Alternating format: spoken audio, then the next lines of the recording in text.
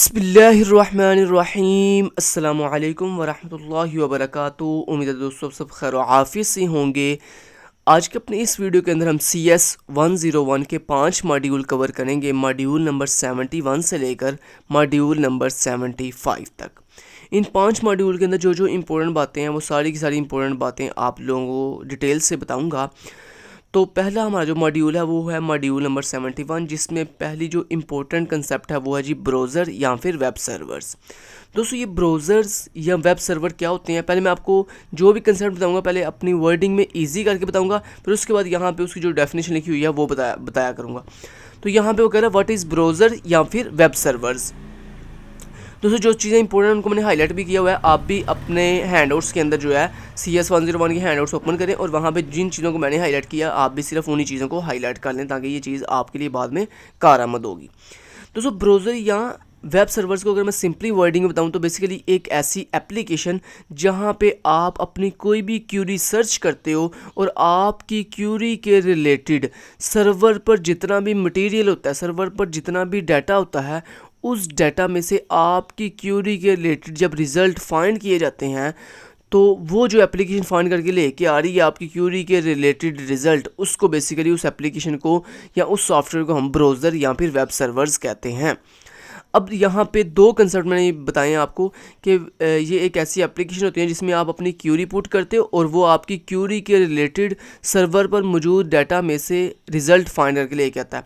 अब ये क्यूरी क्या होती है? क्यूरी दोस्तों बेसिकली जो चीज़ आप सर्च कर रहे होते हो उसे हम क्यूरी कहते हैं। लेट्स से आपने गूगल पर सर्च किया CS101 शॉर्ट लेक्चर्स, तो ये जो चीज़ आप सर्च कर रहे हो, ये जो आप थिंग सर्च कर रहे हो CS101 शॉर्ट लेक्चर्स, ये बेसिकली आपकी क्यूरी है। इसको कहते हैं क्यूरी, कि जो चीज़ यूज़र सर्च करता है उसको हम क्यूरी कहते हैं। और सर्वर क्या होते हैं? सर्वर बेसिकली दोस्तों किसी भी कंपनी का वो सिस्टम होता है जहाँ पे हमारा डाटा परमानेंट जाके स्टोर होता है।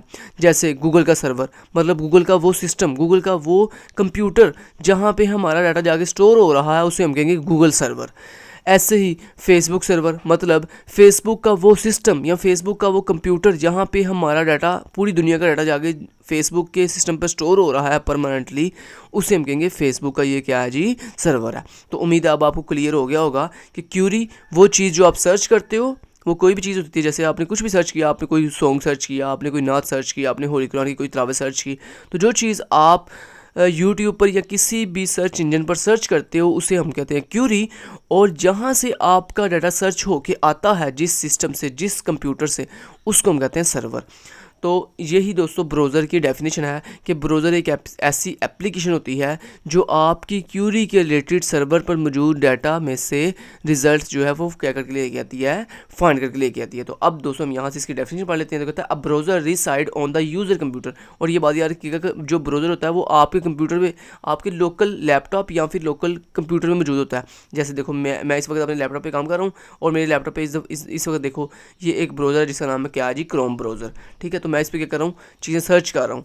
तो ये मेरे पास इस वक्त मेरे कंप्यूटर में मौजूद है, ना कि सर्वर पे मौजूद है। सर्वर पे सिर्फ क्या मौजूद होता है? सर्वर पे सिर्फ डाटा मौजूद होता है।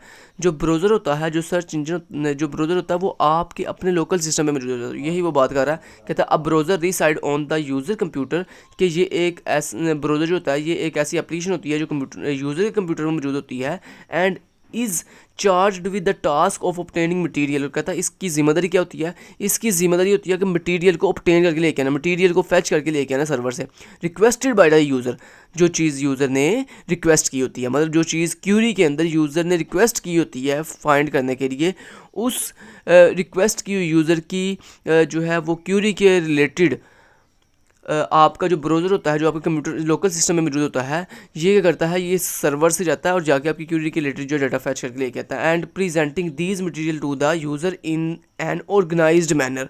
मतलब वो कह रहा है कि ब्राउज़र जो है वो यूज़र के कंप्यूटर में मौजूद एक ऐसा जो है वो एप्लीकेशन होती है, कि ऐसा सॉफ्टवेयर होता है जो यूज़र की रिक्वेस्ट की हुई क्यूरी के रिलेटेड डाटा फैच करके लाकर उसको एक मैनर वे में डिस्प्ले करता है। अब आगे उसने दोस्तों कहता है internet browsers include Firefox, safari and internet explorer. मतलब आगे वो एग्जांपल दे रहा है कुछ दुनिया के ब्राउज़र्स की। कहता है दुनिया में डिफरेंट तरह के ब्राउज़र होते हैं, जैसे लाइक कहता है फायरफॉक्स है, जैसे सफारी है, जैसे इंटरनेट एक्सप्लोरर है, जैसे क्रोम है। तो ये डिफरेंट तरह के ब्राउज़र्स हैं, ये इनकी एग्जाम्पल दे रहा है। अब नेक्स्ट दोस्तों जो डेफिनेशन आती है, जो नेक्स्ट कंसेप्ट आ रहा है उसका नाम है हाइपर टेक्स्ट ट्रांसफ़र प्रोटोकॉल, जिसको हम शॉर्टली HTTP भी कहते हैं। अभी दोस्तों ये क्या चीज़ है, तो कहता है hyper text document are normally transferred between browsers and web servers using a protocol known as the hyper text transfer protocol. मतलब वो कहता है जनाब HTTP एक ऐसा प्रोटोकॉल है जो हमारे डॉक्यूमेंट को ब्राउज़र और वेब सर्वर्स के दरमियान जो है वो क्या करता है, ट्रांसफ़र करता है। अगर मैं इसको सिंपल वर्डिंग बताऊं तो बेसिकली एक ऐसा प्रोटोकॉल जो हमारी जो वेबसाइट्स के डॉक्यूमेंट्स होते हैं उनको हमारी ब्राउज़र से सर्वर पर और सर्वर से ब्राउज़र के दरमियान जो कम्युनिकेशन करवा रहा होता है, ऐसे प्रोटोकॉल को हम हाइपर टेक्स्ट ट्रांसफ़र प्रोटोकॉल कहते हैं। जैसे आप गूगल क्रोम यूज़ कर रहे हो ब्राउज़र, तो आप गूगल क्रोम ब्राउज़र की गूगल के सर्वर के साथ कम्युनिकेशन करवाने वाला जो प्रोटोकॉल है, जो वहाँ पे जाके डाटा रख रहा है और वहाँ से डाटा लेके आ रहा है, तो ऐसे प्रोटोकॉल को हम, तो बेसिकली जो आपकी कम्युनिकेशन हो रही है आपके लोकल सिस्टम की इंटरनेट के थ्रू आपके उसके साथ गूगल के सर्वर के साथ, तो ये जो कम्युनिकेशन करवा रहा है, कौन करवा रहा है, आपका एक प्रोटोकॉल है जिसका नाम है हाइपर टेक्स्ट ट्रांसफ़र प्रोटोकॉल। तो ये इसकी डेफिनेशन मैंने आपको हाईलाइट करके दे दिया। अगली दोस्तों जो डेफिनेशन आ रही है वो है जी यूनिफॉर्म रिसोर्स लोकेटर। ये क्या होता है, कहता है locate order to locate and retrieve documents on the web. कहता है हमारे जितने भी डॉक्यूमेंट्स होते हैं वो लोकेट कर रहे होते हैं, पड़े होते हैं हमारे वेब के ऊपर, ऑन द वेब, हमारी वेब के ऊपर। Each document is given a unique address called a uniform resource locator. कहता है जो हमारा डॉक्यूमेंट होता है उसके पास एक यूनिक एड्रेस होता है जिसको हम यूनिफॉर्म रिसोर्स लोकेटर कहते हैं। तो ये बेसिकली इसको शॉर्ट फॉर्म में URL भी कहते हैं। तो बेसिकली ये URL या यूनिफॉर्म रिसोर्स लोकेटर की डेफिनेशन है, यहाँ से लेकर यहाँ तक। Locate and retrieve documents on the web, each document is given a unique address called a uniform resource locator. तो ये तो होगी इसकी डेफिनेशन। अब इसको सिंपल वर्डिंग में समझाता हूँ आपको कि ये यूनिफॉर्म रिसोर्स लोकेटर या फिर URL क्या चीज़ है। दोस्तों जब आप किसी वेबसाइट पे जाते हो तो उस वेबसाइट का एक यूनिक लिंक होता है। जैसे लेट से आप मुझे कहते हो यार मुझे ना अपनी वेबसाइट का लिंक दो, तो मैं अपनी वेबसाइट का आपको लिंक दूंगा। तो वो जो मैंने आपको अपनी वेबसाइट पे जाने के लिए अपनी वेबसाइट का आपको लिंक दिया है वो क्या है, वो एक यूनिक एड्रेस है मेरी वेबसाइट का, जिस पर क्लिक करने पर आप मेरी वेबसाइट पे जो है वो मूव कर जाओगे। तो बेसिकली वो जो मेरी वेबसाइट का एक यूनिक लिंक है, यूनिक जो एड्रेस है, उसको बेसिकली क्या कहते हैं, URL कहते हैं। जैसे यहाँ पे हर वेबसाइट का अपना एक यूनिक URL होता है। जैसे यूट्यूब का है www.youtube.com, ये क्या है, ये लिंक है यूट्यूब पे जाने का। तो किसी भी वेबसाइट पे जाने के लिए जो आप उसका एक यूनिक लिंक यूज़ करते हो, उसका जो यूनिक एड्रेस यूज़ करते हो, उसको हम कहते हैं जनाब URL। ठीक है, अब उम्मीद है आपको समझ आ गई होगी इस बात की। चलें ये दोस्तों ये इंपॉर्टेंट 3 डेफिनेशन थी, मैंने बहुत ही ब्रीफली एक्सप्लेन कर दिया इन तीनों डेफिनेशन को। लें जी आपका module number 71 cover. Module number 72 में दोस्तों क्या है, HTML। अब ये HTML क्या है, HTML का दोस्तों आपको शॉर्ट MCQs के अंदर जो है HTML का स्टैंड फॉर पूछा जा सकता है कि बताओ HTML स्टैंड फॉर क्या होता है। तो HTML स्टैंड फॉर होता है हाइपर टेक्स्ट मार्कअप लैंग्वेज। अब ये तो हो गया इसका MCQs के लिहाज से इंपॉर्टेंट कंसेप्ट। अब बात करते हैं व्हाट इज़ HTML। तो पहले मैं आपको सिंपल वर्डिंग में समझाता हूँ, उसके बाद यहाँ पे जो डेफिनेशन लिखी हुई है इसको एक्सप्लेन करूँगा। दोस्तों HTML बेसिकली एक ऐसी मार्कअप लैंग्वेज होती है जो आपकी वेबसाइट का फ्रंट एंड, मतलब आपकी वेबसाइट का जो डिज़ाइन होता है उसको रेडी करने में आपकी हेल्प करती है। तो ये इसकी बेसिकली मेन कंसेप्ट है कि HTML एक ऐसी मार्कअप लैंग्वेज है जो आपकी, ये जैसे अब फ्रंट एंड क्या होता है, फ्रंट एंड दोस्तों ये होता है जो हमें हमारी आंखों से दिखाई दे रहा था। जैसे देखो ये एक वेबसाइट है, ये क्या है, एक वेबसाइट है, और इस वेबसाइट के ऊपर देखो ये डिफरेंट तरह के बटन्स लगे हुए हैं, ये डिफरेंट तरह के आइकन्स लगे हुए हैं। तो ये इस वेबसाइट के ऊपर ये जितनी चीज़ें आपको आपकी आंखों से दिखाई दे रही हैं, ये जितना आपको फ्रंट एंड दिखाई दे रहा है, ये सारा फ्रंट एंड किसने बनाया हुआ है, HTML ने क्रिएट किया हुआ है। तो बेसिकली यही मतलब है कि HTML एक ऐसी मार्कअप लैंग्वेज है जो आपकी वेबसाइट के ऊपर जो फ्रंट एंड जो आपको दिखाई दे रहा होता है, जिसको हम यूज़र इंटरफेस कहते हैं, तो वो जो यूज़र इंटरफेस होता है उसको डेवलप करने के लिए हम जो मार्कअप लैंग्वेज यूज़ करते हैं उसको हम HTML कहते हैं। अब इसकी डेफिनेशन यहाँ पे इन्होंने लिखी हुई है वो पढ़ के सुना देता हूँ। बाकी आप इसको अपनी वर्डिंग में, अब आपको मैंने समझा दी है कि मार्कअप लैंग्वेज क्या होती है, तो इसको आप अपनी वर्डिंग में लिख सकते हो कि HTML is a markup language to develop the any website UI। कि किसी भी वेबसाइट का जो यूज़र इंटरफेस होता है उसको बनाने के लिए हम जो मार्कअप लैंग्वेज यूज़ करते हैं उसको हम HTML कहते हैं। अब यहाँ पे कहता है it is in terms of HTML, कहता है that an author of a web page describe the information. कहता है जनाब HTML एक ऐसी लैंग्वेज होती है जो हमारे वेब पेजेस की इंफॉर्मेशन को क्या करती है, डिस्क्राइब करती है। That a browser need in order to present the pages on the user screen. और कहता है ये जो HTML होती है इसकी ज़रूरत होती है हमारे ब्राउज़र को, ताकि वो एक सीक्वेंस के साथ हमारे ब्राउज़र के हमारी वेबसाइट पे मौजूद पेजेस को यूज़र की स्क्रीन पर क्या कर सके, डिस्प्ले कर सके, प्रेजेंट कर सके। And to find any related documents referenced by the current page. और कहता है ये हमारी डिफरेंट तरह के डॉक्यूमेंट्स को जो है वो फाइंड कर सके करंट पेज के अकॉर्डिंग। ठीक है, तो ये इसकी उसने एक डेफिनेशन की हुई है अपनी वर्डिंग है, तो बाकी मैंने अपनी वर्डिंग सिंपल वर्डिंग में भी स्टार्ट पे आपको इसकी डेफिनेशन करवा दी है। तो ये दोस्तों HTML की डेफिनेशन उसका स्टैंड फॉर। उम्मीद है आपको इसकी भी क्लियर हो चुका होगा कंसेप्ट। नेक्स्ट दोस्तों अगला मॉड्यूल है मॉड्यूल नंबर 73। दोस्तों मॉड्यूल नंबर 73 और मॉड्यूल नंबर 74 इन दोनों के अंदर बेसिकली HTML के अंदर जो हम टैग्स यूज़ करते हैं डिफरेंट काम्स करने के लिए उनके बारे में बात हो रही है। तो यहाँ पे मैं मॉड्यूल नंबर 73 और 74 को अच्छे से समझाने के लिए यहाँ पे आपको बताता हूँ। तो दोस्तों HTML जैसे कि मैं आपको बता चुका हूँ कि एक HTML एक मार्कअप लैंग्वेज होती है और इसके अंदर हम अपना यूज़र इंटरफेस जो है वो रेडी करते हैं।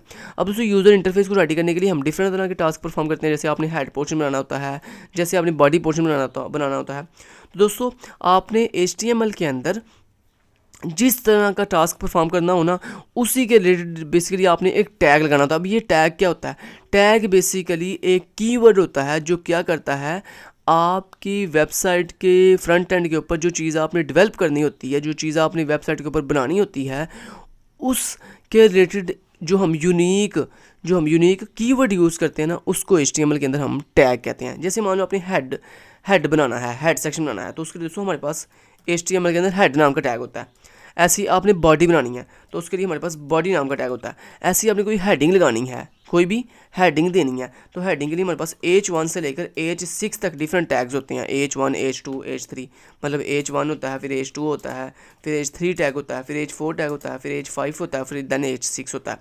अब आप सोच रहे होगे कि लगानी तो हमने हेडिंग है, तो हेडिंग के लिए ये छः टैग्स क्यों हैं। तो दोस्तों उसकी रीज़न ये है, ये जो H1 है ना ये बेसिकली सबसे बड़ी हेडिंग होती है, सबसे लार्जेस्ट सबसे बड़ी हेडिंग होती है। उसके बाद H2 थोड़ी छोटी हेडिंग होती है, H3 उससे छोटी, H4 उससे छोटी।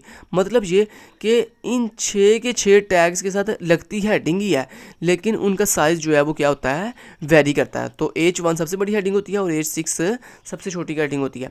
ऐसे दोस्तों अगर आपने अपनी वेबसाइट के ऊपर पैराग्राफ ऐड करना हो तो उसके लिए हमारे पास P टैग होता है। ऐसे अगर आपने कोई जो है वो ब्लॉग क्रिएट करना हो तो उसके लिए हमारे पास div टैग होता है। ऐसे आपने कोई टेबल बनाना हो तो उसके लिए हमारे पास टेबल टैग होता है। ठीक है, अब ये डिफरेंट तरह के जो दोस्तों क्या होते हैं HTML के अंदर डिफरेंट तरह के ये टैग्स होते हैं जो डिफरेंट टास्क परफॉर्म करने के लिए आप जो है वो यूज़ करते हो। अब दोस्तों यहाँ पे आपने जितने भी ये टैग पढ़ रहे हो ना इन तमाम के तमाम टैग्स का HTML के अंदर ओपनिंग भी होती है और क्लोजिंग भी होती है। अब दोस्तों आपने किसी भी टैग की HTML के अंदर ओपनिंग भी करनी होती है और क्या करनी होती है, क्लोजिंग भी करनी होती है। ओपनिंग कैसे की जाती है, ओपनिंग करने के लिए दोस्तों हम ये लेस देन का सिंबल लगाते हैं, फिर आगे ग्रेटर देन का सिंबल लगाते हैं और इस लेस देन और ग्रेटर देन के सिंबल के अंदर हम अपने उस टैग का नेम बताते हैं जो टैग आपने यूज़ करना होता है। तो लेट्स से आपने यहाँ पे बॉडी टैग यूज़ करना है तो आप यहाँ पर लिखोगे बॉडी। ठीक है, ऐसे ही मान लो अगर आपने जो है हेड टैग यूज़ करना तो यहाँ पे आप इस तरह से लिखोगे हेड। ठीक है, इस तरह से लेस देन और ग्रेटर देन के सिंबल के अंदर आप लिखोगे उस टैग का नाम।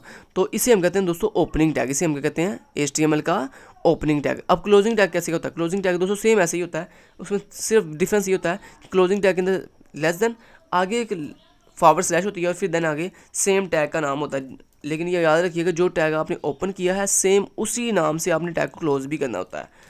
ठीक है, तो ये देखें ये हो गया आपका HTML का ओपनिंग टैग और ये हो गया उसका क्लोजिंग टैग। तो ओपनिंग टैग और क्लोजिंग टैग में कोई डिफरेंस नहीं होता, सिर्फ थोड़ा डिफरेंस होता है कि ओपनिंग टैग में कोई स्लैश नहीं होती, जबकि क्लोजिंग टैग में टैग के नाम से पहले आप क्या लगाते हो, स्लैश लगाते हो। ऐसे दोस्तों यहाँ पे आप हेड का भी आप क्लोजिंग लगाओगे तो उसके लिए आप पहले लेस देन, फिर आगे स्लैश और फिर आगे आपने लिखा हेड और आगे क्लोजिंग उसकी कर दी। तो ये हो गया HTML के अंदर आपके बॉडी का ओपनिंग टैग और ये हो गया बॉडी का क्लोजिंग टैग। ये हो गया हेड का ओपनिंग टैग, ये हो गया हेड का क्लोजिंग टैग। ऐसे ही आपने और भी जितने भी ये टैग आपको मैंने बताए हैं H1 से H6 तक, इनको भी आप कैसे बनाओगे, उसके लिए आपने लेट्स से आपने H2 का टैग क्रिएट करना, तो आप कैसे क्रिएट करोगे, पहले आप H2 का ओपनिंग टैग लगाओगे, फिर आप H2 का क्लोजिंग टैग लगाओगे। तो ये होते हैं दोस्तों HTML के अंदर डिफरेंट तरह के टैग्स, और इनका ये ओपनिंग टैग होता है और ये क्लोजिंग टैग होता है, और हर टैग का अपना एक स्पेसिफिक पर्पस होता है। जैसे बॉडी क्या करती है, बॉडी क्रिएट कर देती है, हेड क्या करता है, हेड क्रिएट कर देता है, ये H2 हेडिंग करेगी, H2 टाइप का एक हेडिंग लगा देगी आपकी वेबसाइट के ऊपर। तो यही थे दोस्तों डिफरेंट तरह के टैग्स। अब यहाँ पे देखें, यहाँ पे सर भी यही समझा रहे हैं कि HTML के अंदर बेसिकली हर काम करने के लिए हम एक डिफरेंट एक यूनिक जो है टैग्स यूज़ करते हैं, और इन टैग्स का जो है स्पेसिफिक एक स्पेसिफिक ओपनिंग टैग होता है और एक क्लोजिंग टैग होता है। और ये देखो सर बता रहे हैं जैसे लाइक का हेड टैग, अब हेड का देखो ये ओपनिंग है जिसमें कोई स्लैश नहीं है, और ये उसका क्लोजिंग है। ऐसी बॉडी टैग है तो बॉडी का ये ओपनिंग है एंड क्लोजिंग है। तो बस 73 और 74 के अंदर मॉड्यूल के अंदर बस यही था कि वो आपको बता रहे हैं बेसिकली टैग्स के बारे में। ठीक है, जो मैंने आपको ब्रीफली यहाँ पे एक्सप्लेन कर दिया है। तो ये जो मैंने आपको चीज़ें बताई हैं ये सारी module number 73 and module number 74 के अंदर कवर हो रही है।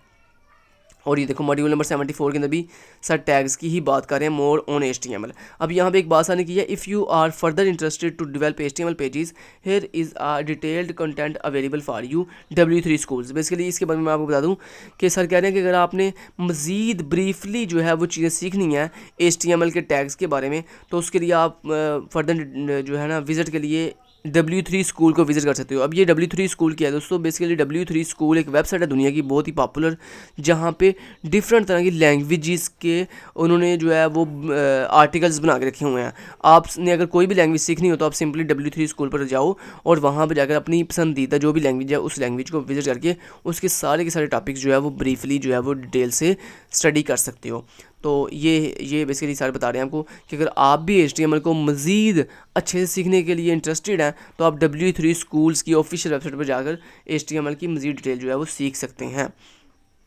चलें जी, तो ये दोस्तों लेक्चर नंबर 74 मॉड्यूल नंबर 74 भी कवर हो गया। अब आता है दोस्तों मॉड्यूल नंबर 75। मॉड्यूल नंबर 75 में दोस्तों एक टॉपिक की बात हो रही है जिसका नाम है XML। ये XML बेसिकली ओल्ड वर्जन है किसका, HTML का। बस इतना आप याद रखो। अब दोस्तों पहले मैं आपको यहाँ पे एक इंपॉर्टेंट MCQs बन सकता है यहाँ से। तो ये जो 3 लाइन मैंने हाईलाइट की हैं इसमें बेसिकली एक MCQs आ सकता है। जैसे यहाँ पे कहता है HTML is essential a notational system. कहता है HTML एक बेसिकली नोटेशनल सिस्टम होता है by which a text document, जो कि हमारे टेक्स्ट डॉक्यूमेंट को along with the documents appearance can be encoded as a simple text file. मतलब कहता है कि HTML जनाब एक ऐसा नोटेशनल सिस्टम होता है जिसके अंदर हमारे टेक्स्ट डॉक्यूमेंट, जो हमारा टेक्स्ट डॉक्यूमेंट होता है उसको एनकोड किया जाता है एक सिंपल टेक्स्ट फाइल के अंदर। ठीक है, आगे in a similar manner we can also encode non textual material as text file. और कहता है जनाब HTML के पास ये भी सलाहियत होती है कि वो आपके नॉन टेक्सचुअल जो मटेरियल होता है उसको भी टेक्स्ट फाइल में कन्वर्ट करता है। आगे उसने एग्जांपल दिया, एग्जांपल बीइंग शीट म्यूजिक। जैसे कहता है लाइक का म्यूजिक शीट होती है ना, सेम लाइक वैसे ही कहता है HTML भी वर्क करती है। अब मैं आपको सिंपल वर्डिंग बता दूँ इसका MCQ किस तरह से पूछा जा सकता है। दोस्तों वो आपसे पूछ सकते हैं कि क्या बताओ HTML के अंदर क्या टेक्स्ट डॉक्यूमेंट और नॉन टेक्स्ट डॉक्यूमेंट क्या दोनों को एनकोड किया जा सकता है टेक्स्ट फाइल के अंदर। तो यस, इसका आंसर है ट्रू कि दोस्तों जो HTML होती है ये एक ऐसी नोटेशनल सिस्टम होता है जिसके अंदर आप टेक्स्ट डॉक्यूमेंट को भी और नॉन टेक्स्ट डॉक्यूमेंट को भी एनकोड कर सकते हो किसके अंदर, एक सिंपल टेक्स्ट फाइल के अंदर लाइक अ म्यूजिक शीट। ठीक है जी, और ये भी आपको MCQs में पूछ सकते हैं लाइक HTML किसकी तरह वर्क करती है, लाइक अ म्यूजिक शीट की तरह।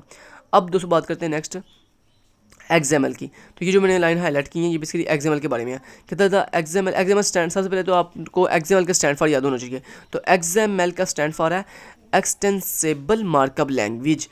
एक्सटेंसिबल मार्कअप लैंग्वेज, अब इसके बारे में पढ़ते हैं। कहता था extensible markup language is a standardised style for designing notational system for representing data as text file।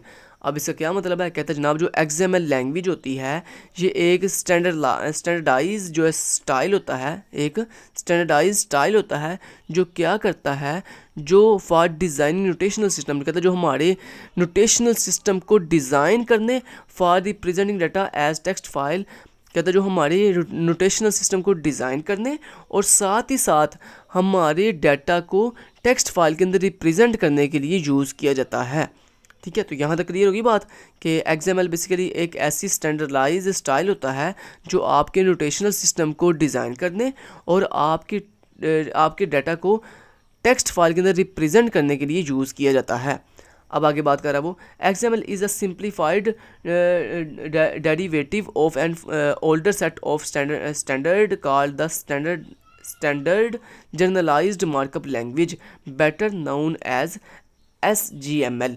आगे इस लाइन में बड़ी इंपॉर्टेंट वो बात कर रहा है, कहता है जो XML होती है ना, ये एक सिंप्लीफाइड डेरिवेटिव होता है जो कि हमारे ओल्डर सेट ऑफ स्टैंडर्ड्स को रिप्रेजेंट करता है, ओल्डर सेट ऑफ स्टैंडर्ड को रिप्रेजेंट करता है, जिसको हम शॉर्टली क्या कहते हैं, स्टैंडर्ड जनरलाइज्ड मार्कअप लैंग्वेज कहते हैं। तो ये इसका MCQ आ सकता है कि जनाब XML को हम ओल्डर स्टैंडर्ड्स के अंदर जो है क्या कहते हैं जी, स्टैंडर्ड जनरलाइज्ड मार्कअप लैंग्वेज कहते हैं। और इसके अलावा ये बेहतर होता है किससे, SGML से। ये भी आपको MCQ आ सकता है कि XML किससे बेटर होता है, तो XML किससे बेटर होता है, SGML से बेटर होता है। आगे, following the XML standard notation system called markup languages, कहता है जनाब XML के अंदर जो हमारे पास स्टैंडर्ड नोटेशन यूज़ की जाती है ना, जो स्टैंडर्ड नोटेशनल सिस्टम यूज़ किया जाता है, कहता है उसको बेसिकली हम क्या कहते हैं, मार्कअप लैंग्वेज कहते हैं। और अगर आपको पेपर में मार्कअप लैंग्वेज की डेफिनेशन आती है तो आपने ये वाली डेफिनेशन लिख देनी है कि XML standard notational system called markup language. आगे, have been developed for representing mathematics, multimedia represents and musics. और फिर आगे वो बता रहा है कि जनाब XML, ये तो हमने बता दिया कि XML एक नोटेशनल सिस्टम होता है जिसको हम मार्कअप लैंग्वेज कहते हैं। अब वो बता रहा है कि XML को हम यूज़ क्यों करते हैं, तो XML को दोस्तों हम यूज़ करते हैं अपनी मैथमेटिक्स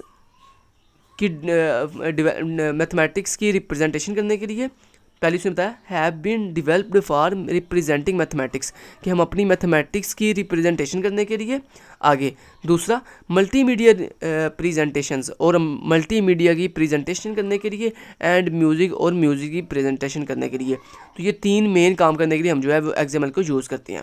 आगे वो अगली बात इंपॉर्टेंट MCQs है, कहता है HTML is the markup language based on the XML standard that was developed for representing web pages.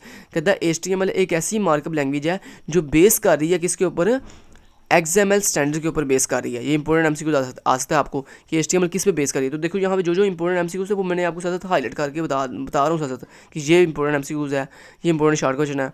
तो कहता है HTML एक ऐसी मार्कअप लैंग्वेज है जो XML पर क्या कर रही होती है, बेस कर रही होती है, और इसको हम यूज़ करते हैं developed for representing web pages, ताकि हम अपनी वेब पेजेस को डिवेल्प कर सकें। तो इसके लिए हम अपनी HTML मार्कअप लैंग्वेज को इस्तेमाल करते हैं। तो यहाँ तक दोस्तों आपके 5 मॉड्यूल कंप्लीट होते हैं, बहुत ही बच्चों की तरह डिटेल के साथ आपको तमाम के तमाम MCQs, शॉर्ट क्वेश्चन और लॉन्ग क्वेश्चन के बारे में डिटेल से मैंने आपको हाईलाइट करके बता दिया कि ये इंपॉर्टेंट चीज़ें थी, और उनके बारे में ब्रीफली एक्सप्लेन भी कर दिया आपको सिंपल वर्डिंग के अंदर। Thank you so much, till then guys, take care, Allah हाफिज़।